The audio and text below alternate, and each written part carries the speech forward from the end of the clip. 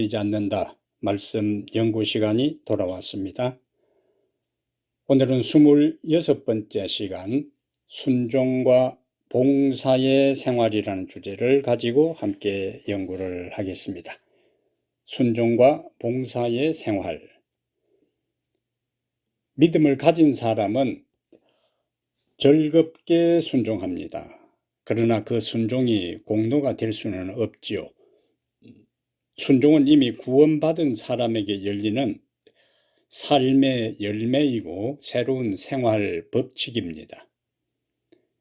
하지만 일반적으로 보면은 주님을 믿는다고 하면서도 순종과는 거리가 먼 사람들이 교회 안에 많이 있습니다.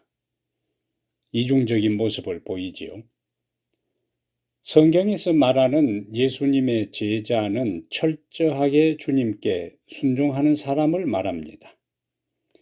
그리고 삶의 현장에서 봉사하는 생활을 하는 사람들입니다. 순종과 봉사입니다. 참된 믿음, 신실한 그리스도의 제자들은 순종의 삶과 봉사의 생활이 조화를 이룬다 하는 것이 오늘 우리가 함께 연구하는 말씀의 핵심이 되겠습니다.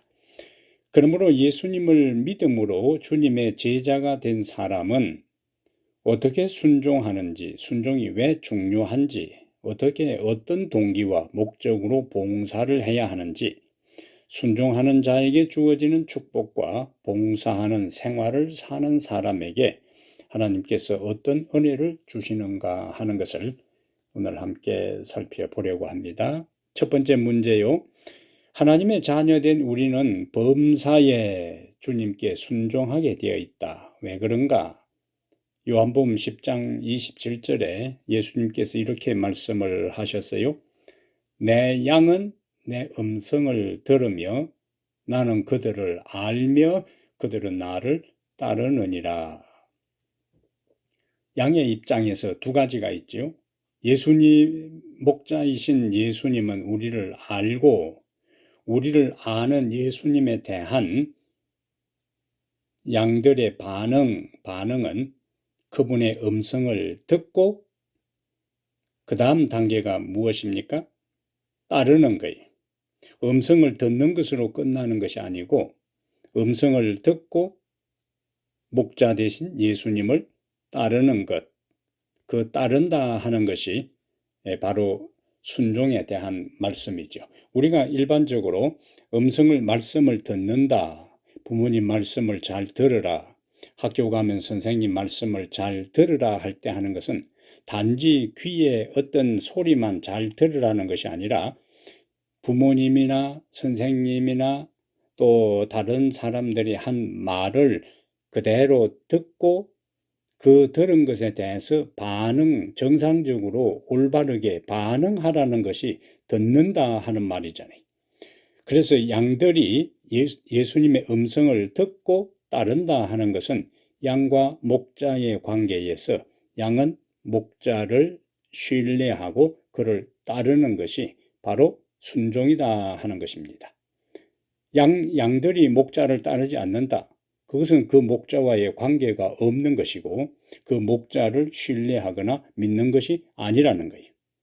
그 양들이 목자의 음성을 듣고 그 목자를 신뢰할 때 비로소 목자를 자연스럽게 억지로가 아니라 자연스럽게 즐겨 그 목자를 따르는 것처럼 예수 그리스도를 우리의 참된 구원자, 목자로 믿는 하나님의 자녀들도 그 목자 예수님을 참으로 믿고 그분을 사랑한다면 자연스럽게 그분을 따르고 순종의 길을 간다 하는 것이 1번의 핵심이 되겠습니다.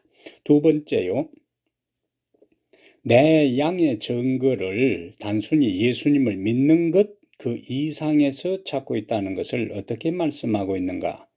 여긴 요한복음 8장 31절에 그러므로 예수께서 자기를 믿은 유대인들에게 이르시되, 유대인들 가운데 예수님을 믿는 사람들이 있었습니다. 그런데 그들에게 예수님께서 강조하는 말씀이요. 너희가 내 말에 거하면 참으로 내 제자가 되고. 자, 여기 세 단계지요. 유대인들이 예수님을 믿었습니다. 믿을 때에 믿는 그것을 가지고 제자라고 말하지 않고 믿은 유대인들에게 내 말에 거하면 그 결과가 뭐냐? 예수님의 제자가 된다는 거예요. 그래서 믿는 단계에서 예수님의 하신 말씀에 거하는 단계로 그렇게 될 때 제자. 그래서 거한다 하는 것이 위에 요한복음 10장 27절에는 따른다 하는 말이 여기에는 거한다 하는 표현으로 바뀐 것을 보게 돼요. 그래서 따르는 것이 예수님을 따르는 것이나 예수님의 말씀에 거하는 것이나 모두가 우리가 일반적으로 이해하는 순종이라는 단어로 바꾸면은 그대로 내용이 전달될 수가 있습니다. 그래서 믿는다고 해서 다 주님의 양은 아니라는 거예요. 내 말에 거한 예수님을 따르는 순종하는 사람이 예수님의 참된 제자가 된다. 그래서 엘렌 G 화이트도 산상보훈 146페이지에 순종은 제자가 되는 시금석이다. 우리가 사랑을 말할 때 이의 진실성을 입증하는 것은 계명을 지키는 것이다. 첫 번째 문장이 핵심이죠. 순종은 제자가 되는 시금석이다. 순종하지 않는 사람은 진정한 예수님의 제자가 아니라는 거예요. 예수님께서 제자들을 부르실 때에 나를 따르라 그렇게 했잖아요. 나를 따르라. 그냥 물리적으로 한 공간에 그냥 그를 따라다니는 게 아니잖아요. 그 예수님을 따르면서 그분의 음성을 듣고 들은 그 음성을 따라 순종할 때에 진정한 제자로서의 변화의 경험에 이르게 되는 겁니다. 순종은 제자가 되는 시금석이다. 그 다음에 세 번째, 양이 목자를 얼마나 잘 알며 철저히 따르는가에 대해 성경은 어떻게 말하고 있는가? 요한복음 10장 3절부터 5절에 여기도 양과 목자와의 관계가 예수님께서 자세하게 양과 목자의 비유 가운데 말씀을 하셨습니다. 문지기는 그를 위하여 문을 열고 양은 그의 음성을 듣나니, 여기 양이 이 목자의 음성을 듣는 게 나옵니다. 그가 자기 양의 이름을 각각 불러 인도하여 내느니라. 자기 양을 다 내놓은 후에 앞서 가면 양들이 그의 음성을 아는 고로 따라오되 타인의 음성은 알지 못하는 고로 타인을 따르지 아니하고 도리어 도망하느니라. 여기도 양은 목자의 음성을 듣고 그 다음에 그 음성이 자기가 신뢰하는 자기를 보살피고 보호하고 초장으로 물가로 인도하는 목자임을 분별하고 아는 양들은 그 목자를 따라간다는 거예요. 순종입니다. 순종. 그래서 목자는 말씀하고 양은 그 음성을 듣고 그 음성이 참된 목자의 음성인 걸 아는 양들은 그 목자를 따라가는. 그런데 그 목자의 음성을 참된 목자의 음성으로 받아들이지 않는 양들은 따라가지 않는 거예요. 그래서 목자 대신 예수님의 음성을 듣고 그를 따라가지고 순종하지 않는 자는 참된 그리스도의 제자, 양이 아니라는 것을 여기서 말씀하고 있습니다. 네 번째, 당신은 주님의 음성을 어느 때나 정확히 분별하고 따를 수 있는가? 이 질문은 단순한 질문이지만은 상당히 중요하고 광범위한 설명이 필요한 질문입니다. 다시 말하자면은 주님의 음성을 분별한다는 것은 주님의 뜻을 분별하는 것인데 우리가 어떻게 하나님의 뜻을 분별할 수 있을까? 많은 설명들이 있습니다. 그 다음에 어떤 음성이 들릴 때에 그것이 하나님의 음성인지 나의 생각인지 사단의 음성, 세상의 유혹인지 어떻게 분별할 수 있을까? 아주 이것은 복잡한 문제입니다. 단순한 문제가 아니지요.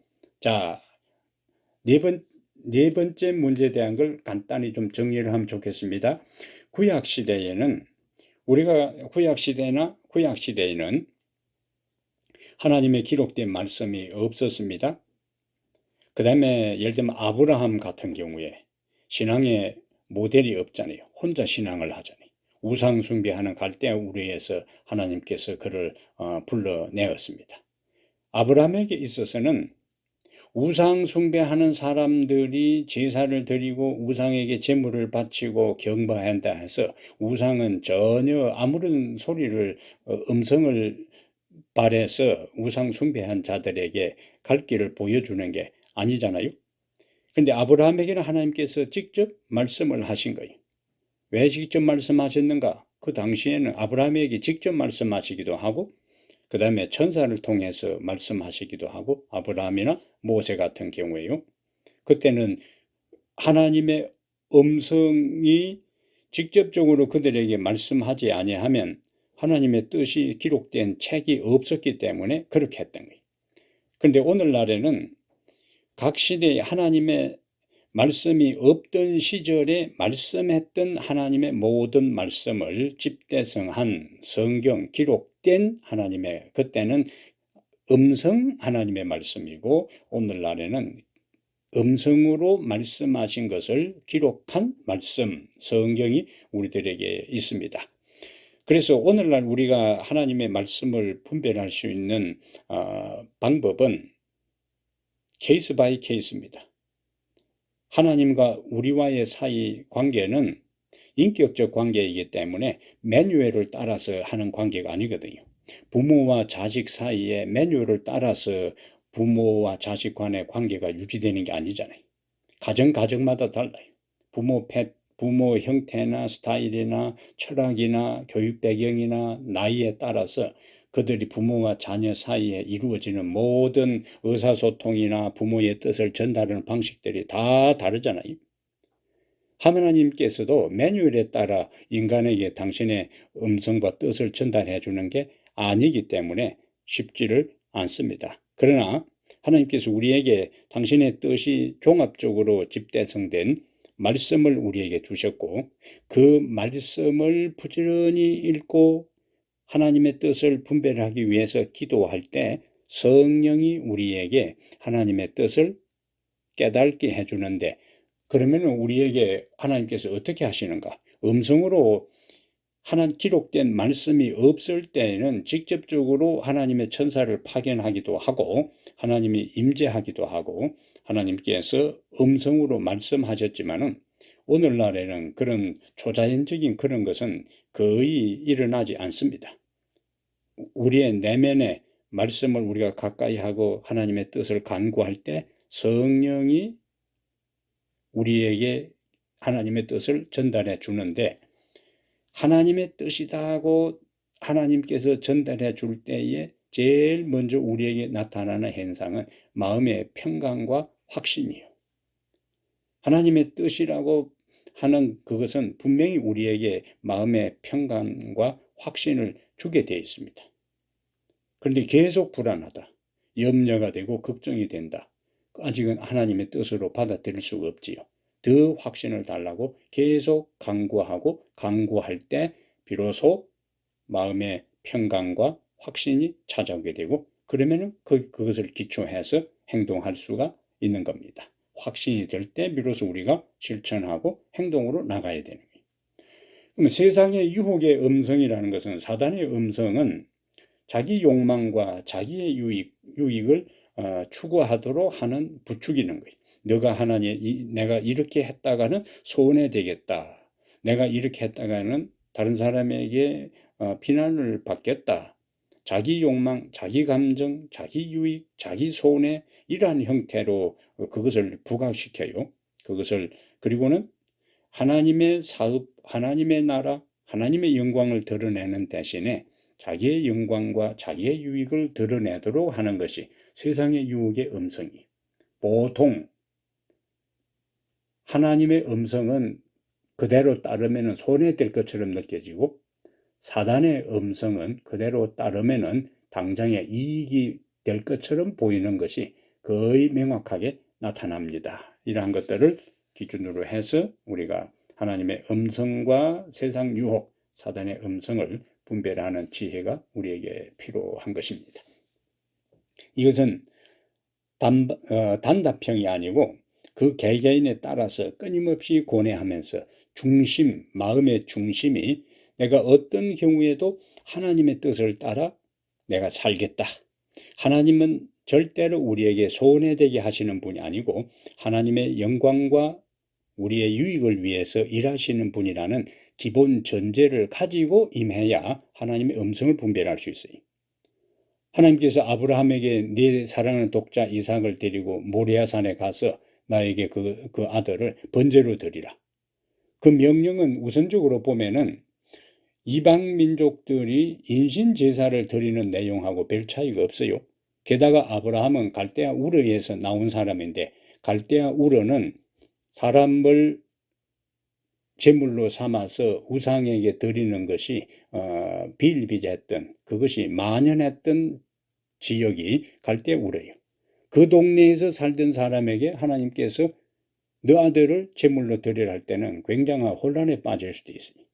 그러나 아브라함은 그 당시에는 하나님이 직접적으로 음성으로 말씀을 하셨고, 인간적으로 생각하면은 귀한 아들 죽어버리면은 모든 것이 끝나는데, 그러나 그가 따를 수 있었던 것은 하나님은 어떤 경우에도 나에게 최선의 것을 주시는 분이고, 내가 아들을 번제로 드린다 할지라도 하나님께서 번제를 이삭 대신에 예비해 줄 것이고, 설령 죽는다 해도 부활시킬 것이고, 설령 부활시키지 않는다 할지라도 나에게 있어서는 아들보다 더 소중한 것은 하나님이다 하는 것을 그가 마음에 결심했기 때문에 그렇게 따를 수가 있었어요. 하나님의 음성으로 받아들일 수 있었다는 거예요. 자, 5번에 예수님의 음성을 듣고 따른다는 것은, 음성을 듣고 따른다는 것은 그의 말씀을 순종한다는 의미도 있지만은 예수님이 하신 삶을 본받는 의미도 있다. 그러면 예수님이 우리에게 어떤 본을 보이셨는가? 요한복음 4장 34절에 예수께서 이르시되 나의 양식은 했어요. 나의 양식은 나를 보내신 이의 뜻을 행하며 그의 일을 온전히 이루는 이것이니라. 소가성 우물가에 여인을 두고 예수님의 제자들과 나눈 대화입니다. 양식은 우리의 육체적 생명을 유지해주는 핵심적인 거예요. 양식이 없으면 인간은 존재할 수 없는 겁니다. 그러면 예수님은 자신의 양식을 무엇으로 비유했는가? 나를 하나님께서 자신을 보낸 뜻을 행하고 그의 일을 온전히 하는 그것이 자신에게 주어진 양식이다 하는 것은, 예수님은 자신에게 육신적으로 생명을 유지하려면은 물질 양식을 먹어야 육체적 생명이 연장되고 유지되는 것처럼 자신의 영적 생명의 핵심적인 것이 뭐냐? 하나님의 뜻을 행하고 그분의 일을 이루는 것이 자신에게 있어서는 영적 생명이라는 거예요. 다시 이야기하자면은 예수님에게는 하나님의 뜻을 행하고 그 일을 온전히 이루는 그것이 자신의 삶의 영혼의 생명을 좌우하는 절대 요건으로 받아들이는 거예요. 한마디로 주님에게는 순종이 자기 영혼의 생명과 같은 것이었다. 요한복음 8장 29절에 나를 보내신 이가 나와 함께 하시도다. 자, 하나님께서 예수님과 함께 하십니다. 그 다음에 나는 항상 그가 기뻐하신 일을 행함으로 나를 혼자 두지 아니하셨느니라. 우리는 자주 성경에서 하나님이 우리와 함께 하신다는 말씀을 반복해서 읽고 듣고 설교하고 그것을 말하기를 좋아해요. 근데 예수님께서 하나님 아버지께서 예수님과 함께 하시는데 그냥 함께 하시는 것이 아니고 조건이 있어요. 항상 예수님께서 하나님이 기뻐하신 일을 행함으로 하나님께서 예수님과 함께 하신다는 거예요. 정리하면은 순종할 때 하나님께서 함께 하신다. 하나님께서 임재하시는 거예요. 그래서 순종과 동행, 임재는 같이 움직이는 것이지 불순종하는 자에게 계속 하나님이 함께하고 동행하고 임재할 수 없다는 거예요. 물론 우리가 한두 번 불순종한다 해서 하나님이 당장 우리를 떠나는 것은 아닙니다. 구약 시대의 사울의 경우를 보세요. 사울이 하나님께 불순종한다 해서 하나님이 당장 떠난 게 아니에요. 성령을 거둔 게 아닙니다. 그러나 사울이 반복해서 하나님의 기뻐하는 일을 행하는 대신에, 하나님의 말씀을 순종하는 대신에 그가 불순종하고 회개하는 대신에 핑계하고 이유를 대고 합리화시켰을 때에 결국 하나님의 영이 그를 떠나게 되잖아요. 동행하지 않는다는 거예요. 임재를 거둔다는 거예요. 그래서 우리가 하나님이 우리와 함께 하신다는 것을 믿고 말하고 설교하고 읽는 해서 하나님이 임재하시는 것이 아니라, 우리가 하나님의 음성을 듣고 그분의 가르침을 따라 살아갈 때 그분이 우리와 동행하시고 그분이 우리와 함께 하시는 임재를 우리가 충분히 경험하고 느끼게 하는 거예요. 반대로 끝까지 순종하지 아니할 때에 결국에 성령이 거두어진 바 되고 악령이 그를 사로잡게 되는 거예요. 유다 경우도 마찬가지예요. 유다 경우도 예수님께서 유다를 내친 것도 아니고 성령이 바로 떠난 것도 아니에요. 끊임없이 예수님께서 호소하고 예수님을 통하여 성령이 호소했지만은 유다가 불순종할 때 유다 스스로 나가게 되고, 사단이 그의 예수를 팔려는 생각을 집어넣고 사단이 유다 속으로 들어가게 될 때 유다의 생애가 비극으로 끝나고 만 것입니다. 그러면 예수님은 우리에게 어떤 모본을 보여주셨는가? 하나님께서 기뻐하신 일을 행함으로 하나님이 함께 하신다 하는 것을 우리에게 보여주셨어요. 그러므로 하나님이 우리와 함께 하시는 것은 하나님의 선택이고, 우리의 선택은 뭐냐? 우리와 함께 하시는 그분의 말씀을 순종할 때 그분이 우리와 함께 동행하시고 그분의 임재가 지속되는 것이다. 세 번째, 불순종하면서 하나님이 함께 하시지 아니한 같은 불안을 느껴본 일이 있는가? 왜 그런 마음이 일어난다고 생각하는가? 이건 일반적으로 우리가 경험하는 거잖아요. 그런데 불순종할 때도 불안을 느끼지 않는다. 그럼 어떤 문제가 생길까요? 불순종하고 죄를 지으면서도 하나님이 함께 하신다는 확신 속에 산다. 불안이 전혀 느껴지지 않는다. 여전히 하나님이 나와 함께 하신다. 그런 상태에 있다면 죄를 회개하지 않지요. 불안한 마음을 느낄 때 하나님의 영께서 그런 마음을 느끼게 하는 거예요. 너가 이렇게 하면은 하나님이 섭섭해하고 속상해 하시고 하나님이 진노하실 수 있다. 하나님이 떠날 수가 있다. 그러한 불안한 느낌이 있을 때 비로소 우리는 회개하고 하나님께 다시 나가게 되죠. 그래서 불순종할 때에 하나님의 임재가 거두어지는 것 같은 불안한 느낌은 하나님의 성령께서 너가 지금 계속 그렇게 하면 안 되고 빗나가면 안 되고 곁길로 나가면 안 되고 범죄의 길을 계속하면 안 되고 돌이키고 회개하라는 성령의 깨우침이다. 여섯 번째, 당신이 예수님의 본을 따라 하나님의 말씀에 순종해 본 사례를 한번 들어보라. 개인적으로 한번 생각해 보면 좋겠어요. 7번에 주님은 순종이 사랑에서 나오는 행동임을 분명히 하셨어요. 사랑하면 순종한다는 것입니다.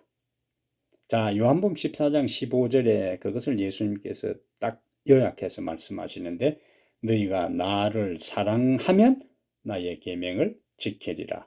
사랑은 조건이에요. 사랑하면 나의 계명을 지키리라. 결과입니다. 열매입니다. 예수님을 사랑하는 것이 제일 우선이에요. 기초입니다. 기초. 사랑할 때 비로소 예수님의 말씀을 순종하게 되는 거예요.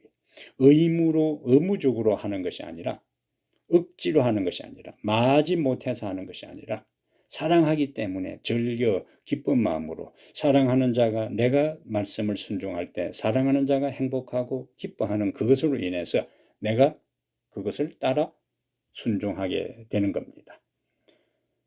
우리는 야곱의 이야기 가운데 야곱이 외삼촌 라반의 집에 가서 라헬을 사랑하게 될 때에 성경은 야곱이 라헬을 사랑하기 때문에 7년 동안 버슴살이 같은 들판에서 양치는 힘든 일을 해도 수일처럼 여겼다. 라헬을 사랑했기 때문에 7년을 수일처럼 여겼다. 야곱에게 있어서 라반의 일을 하는 그 모든 것들이 의무적으로 억지로 했더라면 7년이 얼마나 힘들고 지루했겠어요. 그러나 라헬을 사랑하는 마음이 있었기 때문에 그것이 결코 힘든 일이 아니고 7년이라는 세월이 수일처럼 느껴졌다는 것은 우리가 주님을 진정으로 사랑할 때 우리는 그분의 말씀을 순종할 수 있게 되는 겁니다. 그래서 우리는 순종할 수 있게 해달라고 순종하겠다고 기도하는 대신에 그거보다 주님을 사랑하는 마음을 달라고 기도하는 것이 더 중요하고 우선적으로 해야 할 기도가 됩니다. 자, 8번은 당신이 순종하지 못하는 구체적인 예를 놓고 반성해 보라. 왜 순종하지 아니하는가? 하나님을 사랑하는 마음이 부족한데 그 원인이 있다고 보지 않는가? 참된 신앙은 그리스도의 말씀을 실천하는 데 있습니다.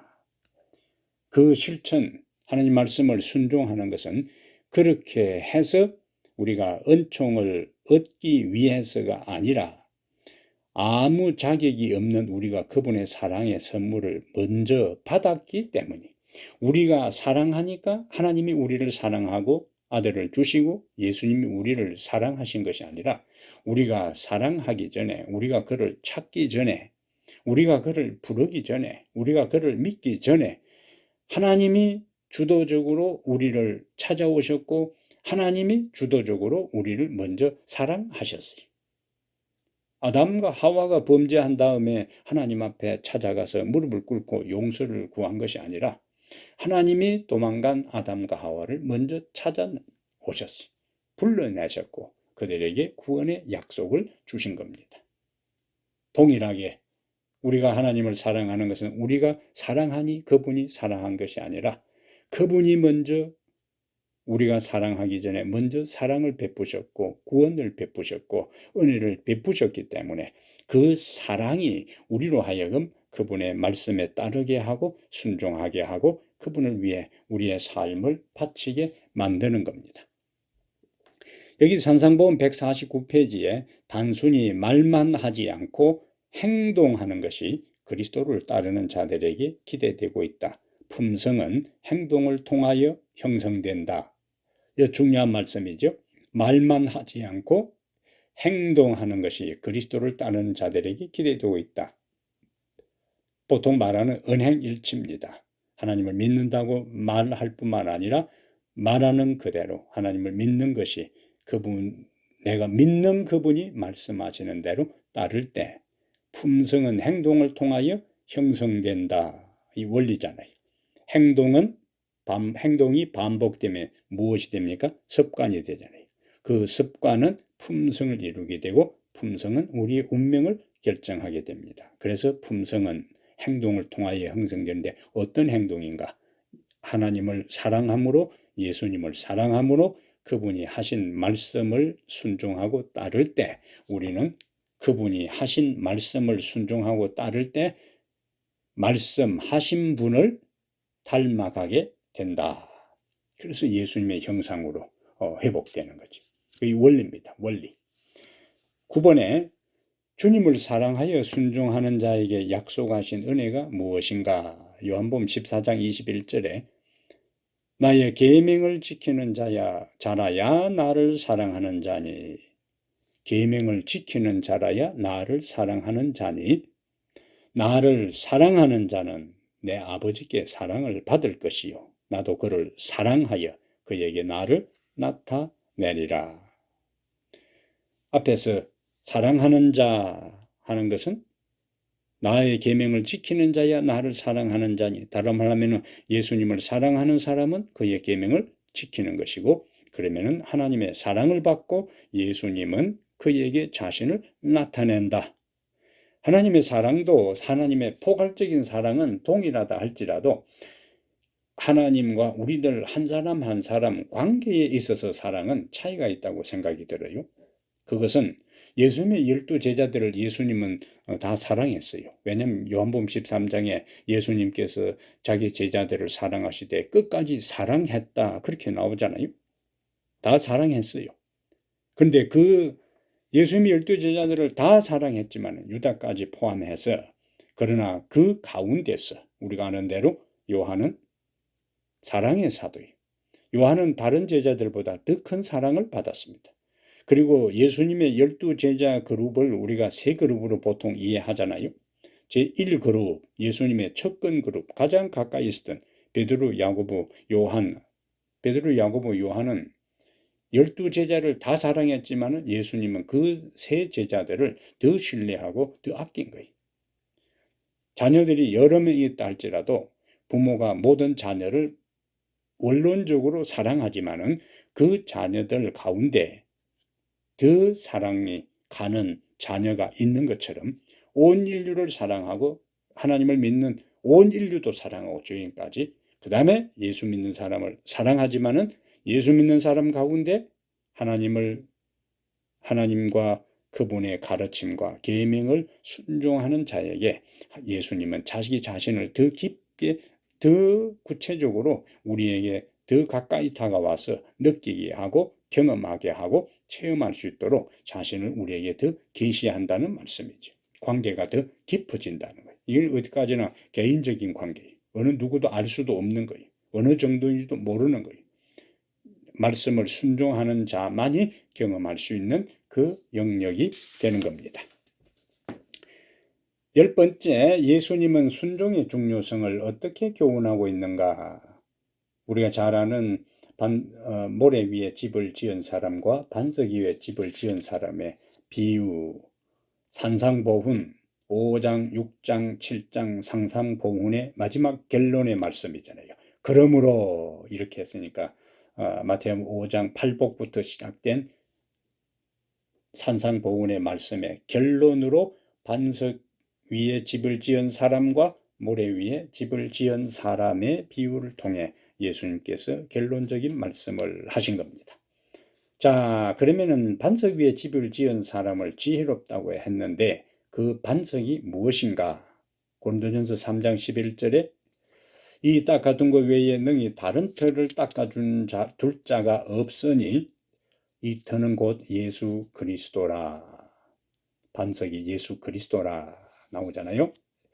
말씀이시며 하나님의 계시이신, 다시 말해 그분의 품성과 그분의 율법과 그분의 사랑과 그분의 생명의 현현이신 그리스도께서만이 우리가 영구적인 품성을 세울 수 있는 유일한 기초가 되신다. 그래서 산상보훈 마지막 결론으로 반석 위에 집을 지은 자를 이야기할 때 그 반석은 예수 그리스도다. 그렇다면 두 번째 질문은 반석이 예수님이시라면은 반석 위에 기초를 세운다는 말은 구체적으로 뭘 의미하는가? 그것은 예수님이 하신 말씀을 받아들이고 그 말씀을 순종하는 것이 반석 위에 기초를 세운다는 말씀의 의미가 되겠습니다. 누구든지 말씀 위에 집을 짓는 자는 그리스도 곧 만세 반석 위에 집을 짓고 있다. 그러니까 말씀 위에 집을 짓는 자는 반석 위에 집을 짓고 있는 것이다. 말씀을 받아들임으로써 우리는 그리스도를 받아들이게 된다. 예수님이 하신 말씀을 믿고 받아들이는 것은 그리스도를 받아들이게 되는 것이고, 그분의 말씀을 받아들이는 자들만이 그분 위에 집을 짓고 있다. 그럼 어떻게 집을 짓는가? 우리는 그리스도의 말씀에 순종함으로써 그분 위에 집을 짓게 된다. 산상보훈 149페이지의 말씀입니다. 그리스도 반석은 그리스도고 반석 위에 집을 짓는 것은 그분이 하신 말씀을 순종할 때 우리는 그분 위에 우리의 인생의 집을 짓게 되는 것입니다. 세 번째, 하나님의 말씀에 기초를 두지 않는 자들의 결국은 무엇인가? 모래 위에 집을 지은 사람은 어리석은 사람이라고 했잖아요. 마태복음 7장 27절에 비가 내리고 창수가 나고 바람이 불어 그 집에 부딪힘에 무너져 그 무너짐이 심하니라. 비가 내리고 창수가 나고 바람이 불어 인생의 시험과 환난과 역경과 고통이지요. 그 집에 부딪힘에 무너져 그 무너짐이 심하니라. 신앙에서 떠난다는 거예요. 멸망한다는 거예요. 파괴되는 거예요. 그런데 반석 위에 집을 지은 사람과 모래 위에 집을 지은 사람을 이야기할 때 똑같이 비가 내리고 창수가 나고 바람이 불어 그 집에 부딪히되 반석 위에 집을 지은 사람은 반석 위에 집을 지은 영고로 무너지지 않고 모래 위에 집을 지은 사람은 그 집에 부딪힘에 무너졌다. 뭘 의미할까요?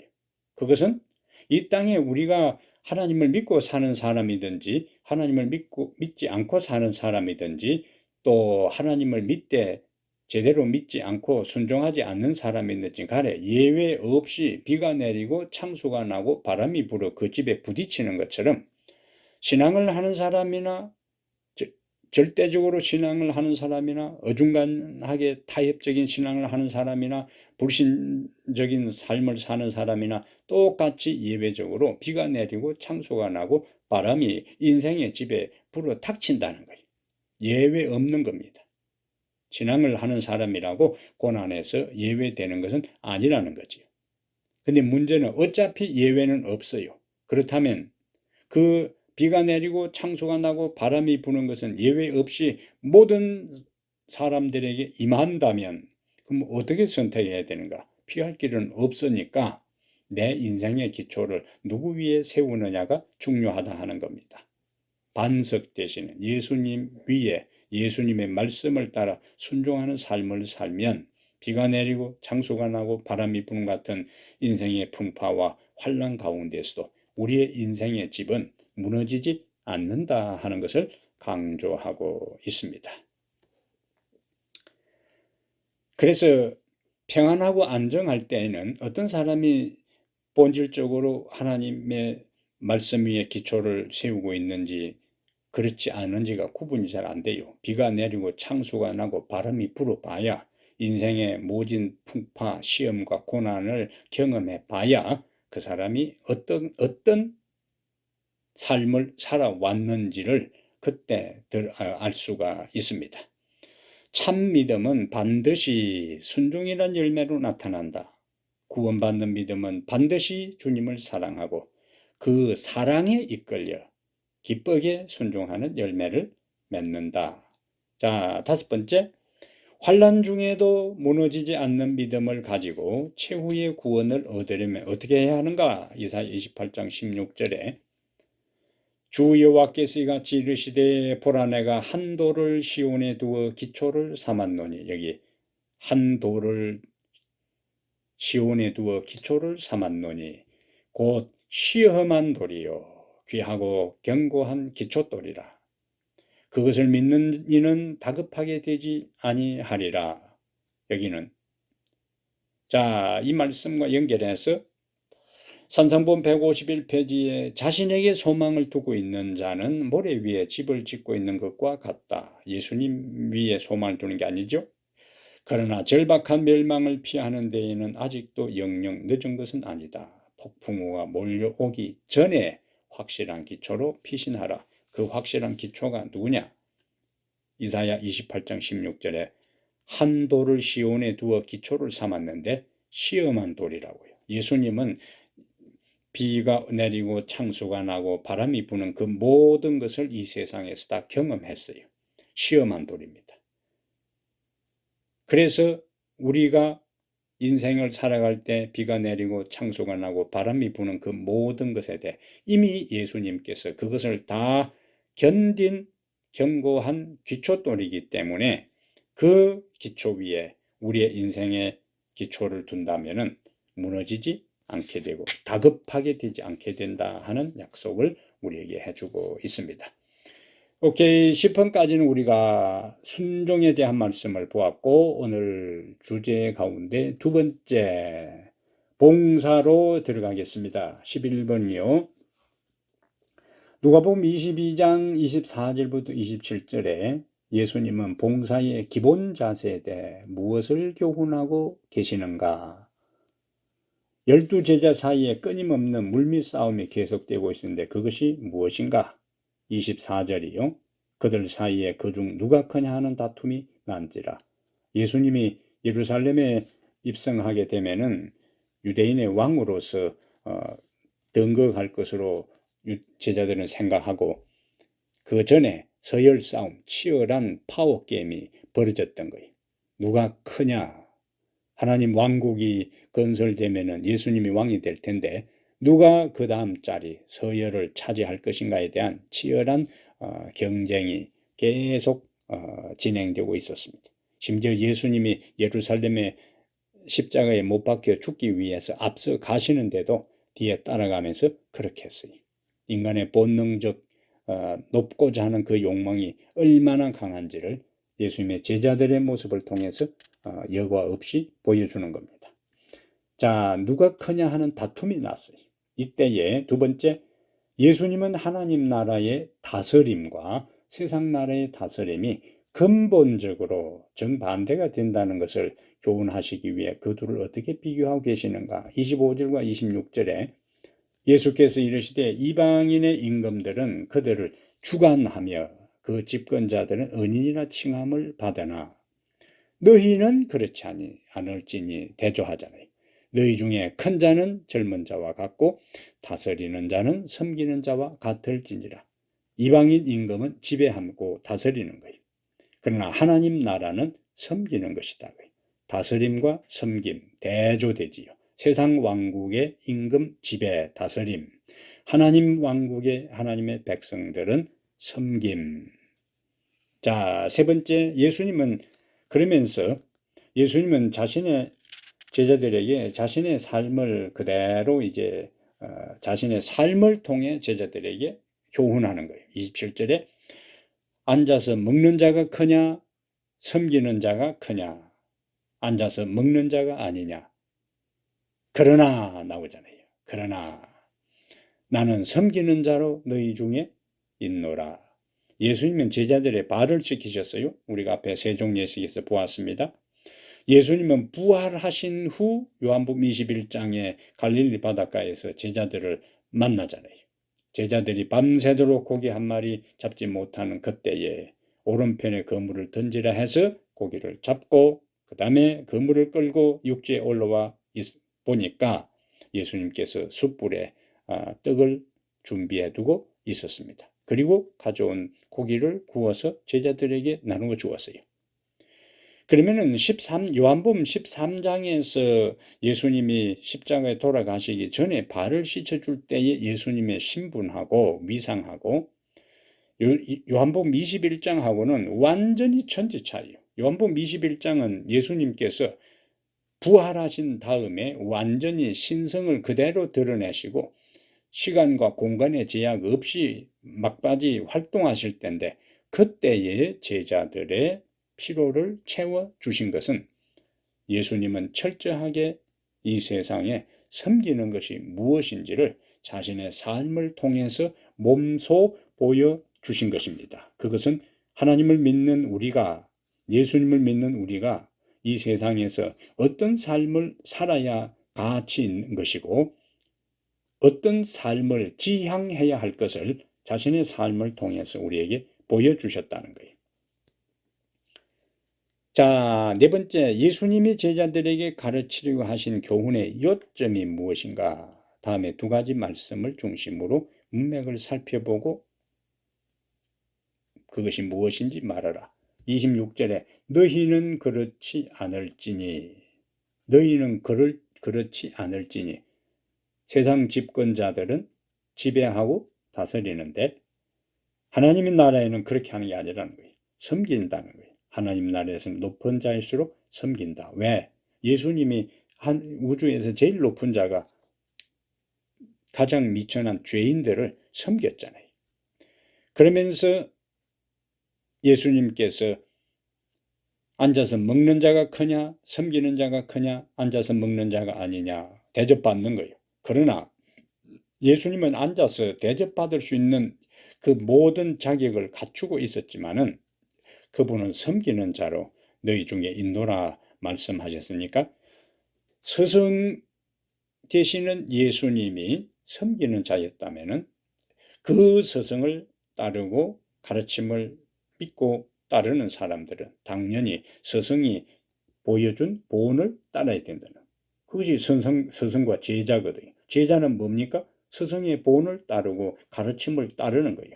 그런데 스승 되시는 예수님이 섬기는 본을 보여주셨으니까 우리도 그 스승을 따른다면 서로를 섬겨야 된다 하는 것을 당연한 논리적 기결로 우리가 발견할 수가 있습니다. 12번에요. 베드로전서 4장 9절부터 11절은 무엇을 우리에게 교훈하고 있는가? 자, 왜 서로 대접하는 일을 원망 없이 하라고 했는가? 이 베드로가 베드로전서를 기록할 당시의 시대적 상황에서요, 많은 그리스도인들이 가정에서 쫓겨나고 사회에서 외톨이가 되고 직장에서 쫓겨나고 굉장한 어려운 가운데 어떤 때는 그 자기가 살고 있는 나라에서 추방되는 일들도 있었어요. 종교적으로 박해가 심한 곳에 있던 사람들이 종교적 박해가 덜한 곳으로 이제 도피를 하게 될 때 그곳에 많은 그리스도인들이 몰려오게 되지. 옛날에 제주도나 부산 쪽에 피난민들이 몰려갔던 것처럼, 그리고 알고 있는 그리스도인들 집에 수많은 피난 온 그리스도인들이 함께 생활한 그런 것처럼 베드로가 베드로전서 4장을 기록할 때에 그런 상황이었습니다. 초대교회 당시에 가난한 성도들과 전도 여행자들을 대접하는 일이 한두 명이 아니었으니까 섬기고 대접해야 될 일들이 굉장히 힘들었던 거예요. 그래서 대접하는 일들이 원망하고 연결되는 겁니다. 자, 봉사하면서 마음으로 원망을 해본 일이 있는가? 누가복음 10장 40절에 예수님께서 나사로 집에 갔을 때에 두 여동생 마르다하고 마리아가 있었지만은 마리아는 예수님 곁에 붙어 앉아가지고 말씀을 듣고 있으니까 부엌에서 혼자 땀 뻘뻘 흘려가면서 선생 예수 대접한다고 있던 마르다가 굉장히 속상하지. 동생이 얄밉기도 하고. 그래서 예수께 나와 이르되 주여 내 동생이 나 혼자 일하게 두는 것을 생각하지 아니하시나이까. 예수님에게도 섭섭한 마음이 들었던 거예요. 나중에 예수님 혼자 조용히 계시고 여동생 자기한테 보내서 식사 준비하게 하고 식사 다 같이 준비하면은 같이 말씀을 나눠줘야지. 제 여동생만 데리고 말씀을 하고 있으니까 예수님께도 좀 섭섭했고 제 여동생한테도 좀 섭섭한 생각이 들었던 거예요. 뭐 하면서요? 대접하는 마음, 봉사하는 가운데 원망의 마음이 있었다는 거예요. 그러면은 대접하고 봉사하면서 원망의 마음이 들어버리는 순간에 그 봉사와 대접은 의미를 상실하게 되는 겁니다. 자, 세 번째, 청지기다운 봉사의 자세를 가지려면 두 가지 원칙을 지켜야 되는데 그 원칙이 11절에 베드로전서 4장 11절에 이렇게 이야기합니다. 만일 누가 말하려면 하나님의 말씀을 하는 것 같이 하고 누가 봉사하려면 하나님이 공급하시는 힘으로 하는 것 같이 하라. 왜 이렇게 해야 되는가? 범사의 예수 그리스도로 말미암아 하나님의 영광을 받으시게 하려 하매니. 하나님의 영광을.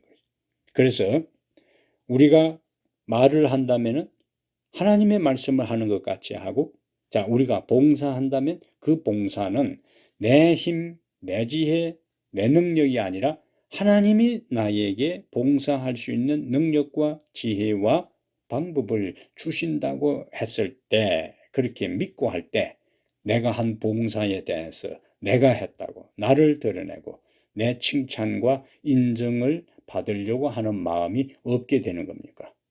왜요? 내가 봉사하고 섬기면서 하는 그 모든 말은 하나님의 말씀이고 내가 봉사하면서 했던 그 모든 지혜와 방법과 에너지는 하나님이 주신 것이기 때문에 나는 단지 통로로서의 역할만 했으니까 내가 드러낼 것이 없지요. 오로지 그 나에게 말씀을 주시고 나에게 봉사할 수 있는 힘을 주신 하나님이 영광을 받으시는 것이 최고의 봉사의 기초가 되는 겁니다. 내가 드러나는 게 아니에요. 감사패 받는 것도 아니에요. 사회적으로 인정을 받는 것도 아니고 사회적 평판이 좋아지는 것도 아니에요. 전적으로 하나님의 영광이 드러내게 하는 동기로 우리가 봉사를 해야 한다.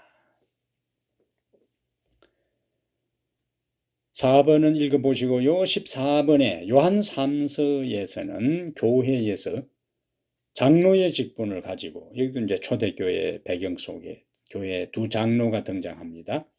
두 장로에 대해서 요한이 한 사람은 칭찬을 하고 한 사람은 책망을 하는데, 왜 한 사람은 칭찬을 받고 다른 사람은 책망을 받았는가? 그들이 어떻게 봉사했기에, 어떻게 교회에서 장로로서 처신했기에 그러한 평가를 받았는가 하는 문제입니다. 자, 14번 첫 번째 가이오가 나오지요. 가이오 장로가 나옵니다. 5절부터 6절에 사랑하는 자여 네가 무엇이든지 형제 곧 나그네 된 자들에게 행하는 것은 신실한 일이니 대접하고 봉사하고 섬긴 거예요. 그들이 교회 앞에서 너의 사랑을 증언하였느니라. 자, 가이오 장로가 있는 교회에 나그네 신자들이 그곳에 방문을 했어요. 가이오 장로가 신실하게 대접을 했습니다. 대접을 받은 자들이 그 다음에 다른 지역에 가서 그 교회의 가이오 이야기를 하면서 칭찬했다는 거예요. 교회의 장로로서 나그네 무명의 전도자들을 자기 재산으로 극진히 섬겼어요. 대접을 받고 간 자들이 가이오를 칭찬하고 있습니다. 자, 근데 반대로 9절부터 10절에는 디오드레베라는 장로가 등장하는데, 요한 3서 9절부터 10절은 디오드레베를 이렇게 묘사합니다. 내가 두어 자를 교회에 썼으나 그들 중에 어뜸되기를 좋아하는 디오드레베가 우리를 맞아들이지 아니하니. 잘난 체 하는 거예요. 그러면 내가 가면 그 행한 일을 잊지 아니하리라. 그가 악한 말로 우리를 비방하고도 오히려 부족하여 형제들을 맞아들이지도 아니하고 맞아들이고자 하는 자를 금하여 교회에서 내쫓는도다. 아주 질이 좋지 않는 장로입니다. 이런 장로들이 있으면 교회가 골치가 아프지요. 목사도 힘들고 신자들도 어렵습니다. 디오드레베는 교회 장로였어요. 지도적인 위치에 있었어요. 어뜸되기를 좋아했다는 것은 장로로서 자기가 지도자로서 권한을 행사하고 다른 사람들과 어울리지를 못하고 제 잘난 체 하는 사람이었다는 거예요. 자기가 하지 않는 일은 내가 해야 다 되고 내가 하지 않는 일은 재 뿌리는 사람이라는 거예요.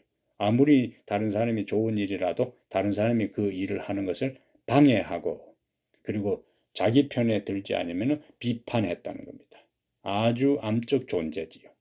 이러한 이 가르지 같은 존재들이 교회 안에 있게 되면 굉장히 교회가 어려워지는 겁니다. 그것을 하나님께서 가이오라는 장로와 디오드레베라는 장로, 봉사의 모습을 통해서 비교하고 있는 겁니다. 오늘 우리는 어디에 속한 사람인지를 살펴볼 필요가 있습니다. 그래서 3번 두 사람의 대조되는 모습을 보면서 당신의 깨달은 바를 기록하고 그것을 어떻게 실천할 것인지 구체적으로 생각해 보라. 이거는 가이오는 가이오의 이야기로 끝나서도 안 되고 디오드레베는 디오드레베의 이야기로 끝나서는 안 되고 두 사람의 모습을 보면서 오늘 나는 어떻게 해야 할 것인지를 구체적으로 생각하라 하는 말씀이지요. 자, 5번째, 참된 봉사자에게 하나님께서 약속하신 축복은 무엇인가? 마태복음 23장 12절에 누구든지 자기를 높이는 자는 낮아지고 누구든지 자기를 낮추는 자는 높아지리라. 역설적입니다. 역설. 자기를 낮추는 자는 높아지리라.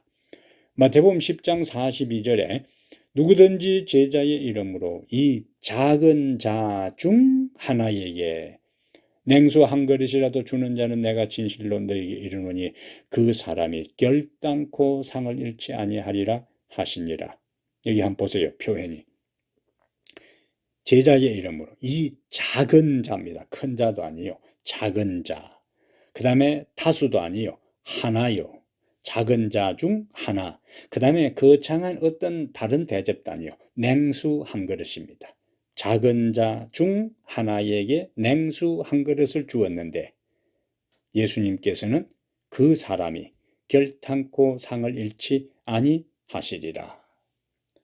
이것은 우리가 한 봉사가 큰가 작은가, 물질적으로 많은 것을 투자했는가 안 했는가가 중요한 게 아니고, 예수님께서 보이신 본을 따라서 내 주변의 사람들에게 가장 소외되고 가난하고 비천하고 다른 사람이 다 눈길 주지 않는 그 사람에게 사랑의 마음으로 주님의 사랑을 그들에게 나누어 주고 필요를 채워줄 때 하나님은 결단코 상을 잃지 아니하리라고 약속을 해 주는 것입니다. 게다가 누가복음 6장 38절에 주라 그리하면 너희에게 줄 것이니 곧 후히 되어 누르고 흔들어 넘치도록 하여 너희에게 안겨주리라. 나에게선 봉사는 시간이 나에게서 나가고 에너지가 나에게서 나가고 물질이 나에게서 나가고 관심이 나에게서 나가면 손해될 것처럼 보이지만 하나님은 절대로 손해되게 하지 않겠다. 더 다른 사람을 봉사하기 위해서 나눠준 그 모든 것 쏟은 에너지, 사랑, 관심, 물질들이 더 많은 것으로 되돌려 주겠다는 하나님의 약속이 여기에 있습니다. 자, 하나님의 말씀을 진정으로 그분을 사랑할 때 우리는 순종할 수 있습니다. 그 순종 안에 뭐도 포함되는가? 예수님이 본을 보이셨던 것처럼 우리도 봉사의 본을 보일 때 하나님은 우리를 기억하시고 자신을 우리에게 더 나타내시고 우리가 한 작은 봉사를 결단코 잊지 아니하시고 갚아주시는 하나님이시다 하는 말씀을 오늘 여기까지 공부를 하겠습니다. 자, 잠깐 기도하겠습니다. 좋으신 우리 하나님, 우리가 주님을 사랑함으로 주님의 말씀을 순종하고 따르게 해 주시옵소서. 매일 일상생활 속에서 주님의 음성을 분별하고 목자 되신 예수님을 따름으로 주님과 우리의 관계가 깊어지고 주님이 우리에게 자신을 드러낼 때 이 세상 어느 누구에게도 그 무엇을 통해서도 맛볼 수 없는 진정한 기쁨과 행복을 경험하게 해 주시옵소서. 예수님께서 참된 봉사의 본을 보이셨사오니 스승 되시는 우리 주님을 믿고 따르는 우리도 이 세상에서 도움이 필요한 사람에게 사랑의 손길을 펼쳐서 주의 모본을 따라가는 성도들 되게 하옵소서. 그리하여 약속하신 축복도 풍성히 경험하고 누리게 하옵소서. 예수님 이름으로 기도합니다. 아멘. 감사합니다. 오늘 공부 여기까지 하고 한 주일 건강하게 잘 계시고 다음 시간에 다시 여러분들을 만나겠습니다. 감사합니다.